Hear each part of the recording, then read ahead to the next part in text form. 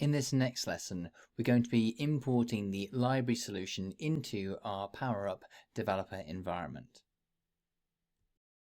It's an unmanaged solution, and what that means is that once we brought it into our developer environment, we can continue working and developing with it.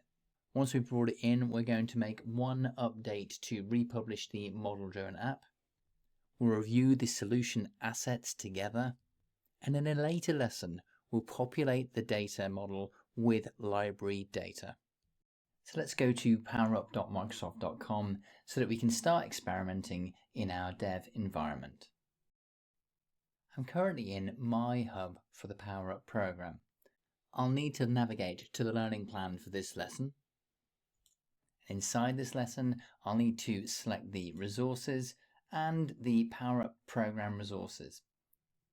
And if I select it, I'll be given the option to download it onto my computer. You'll need to select Save As, create a folder within your downloads or your preferred location, New Folder, give the folder a name, and then select Save. You can then open the file on your computer, Open File, right-click on the zip file, and then Extract All. You can use the file name you've been offered, or you can make a change. Select Extract.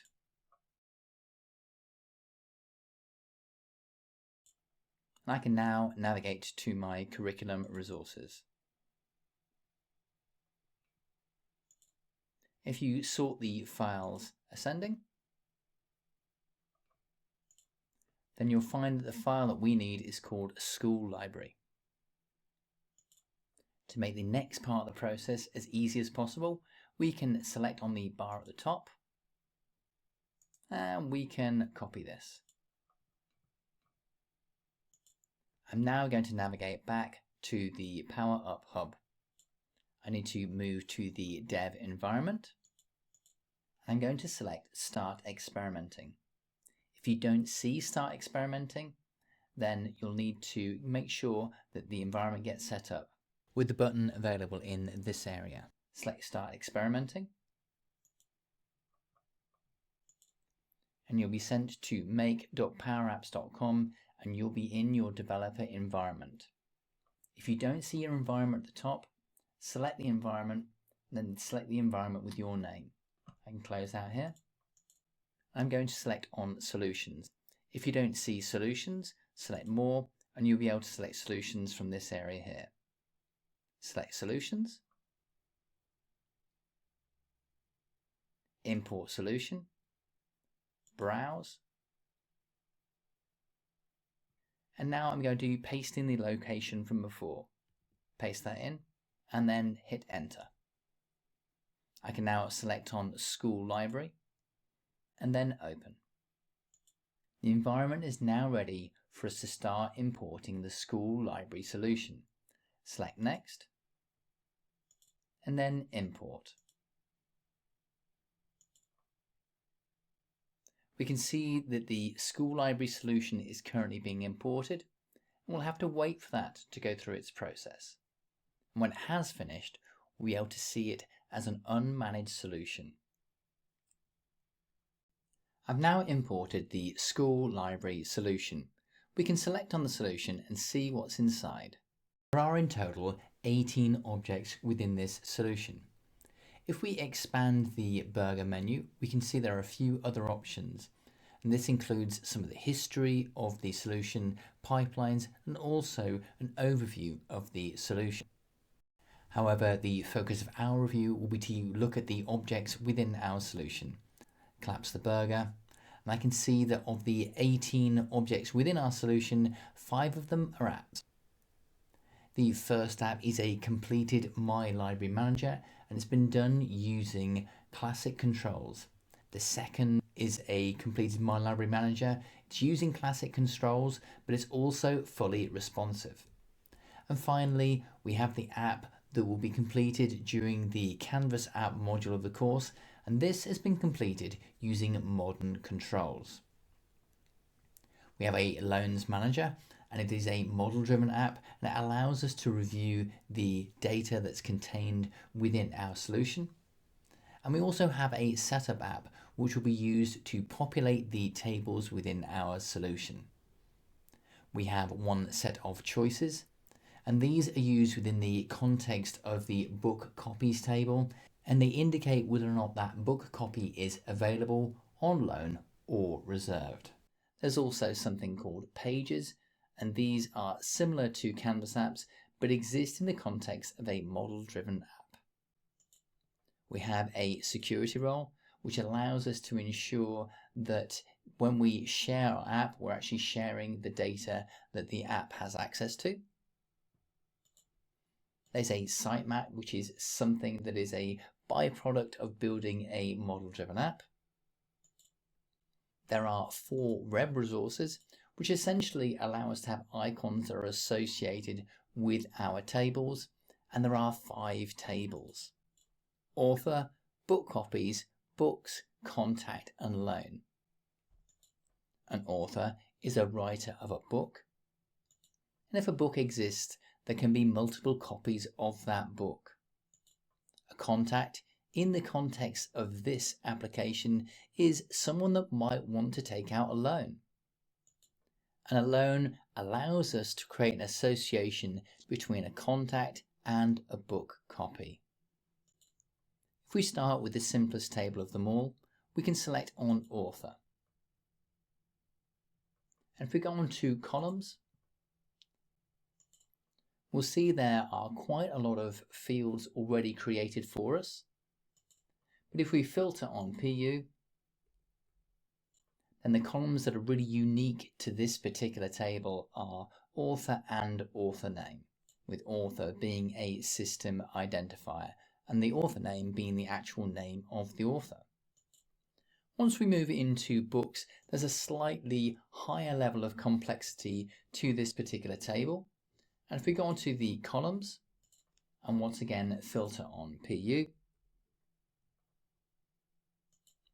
we can see that as well as having a book name, there's also a relationship with the author, because all books have authors.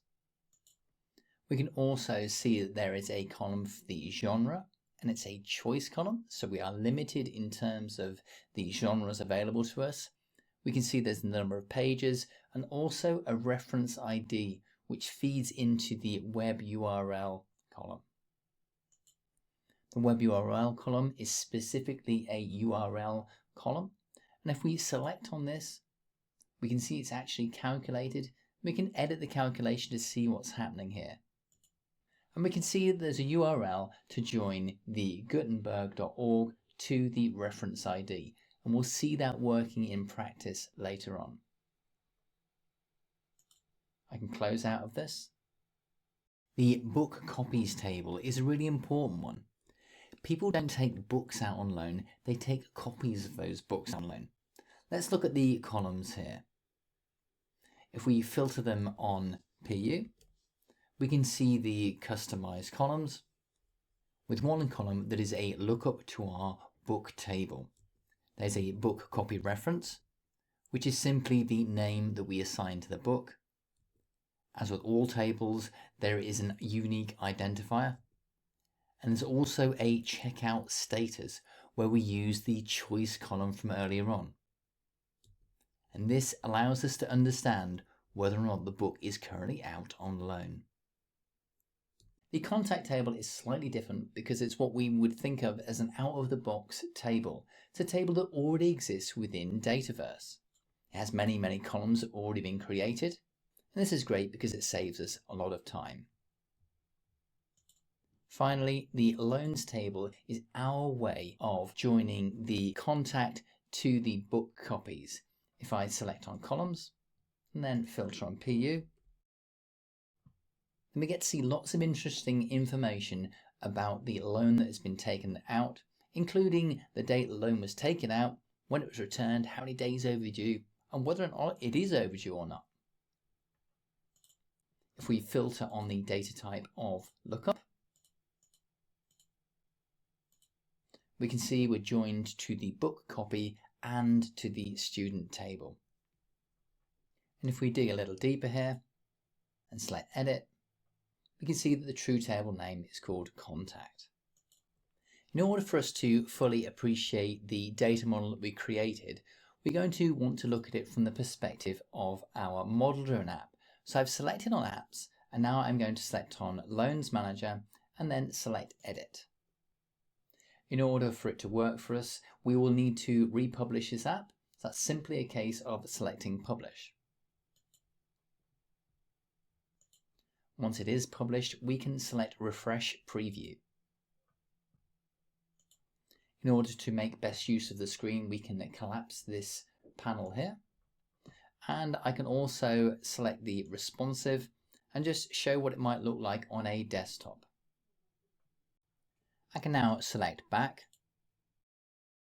select the three dots next to the Loans Manager, and select Play. I'm going to collapse the Copilot Assistants. And we can see that we have the ability to see a number of tables here, which is authors, books, students, loans, and book copies, but they do not have any information inside them yet.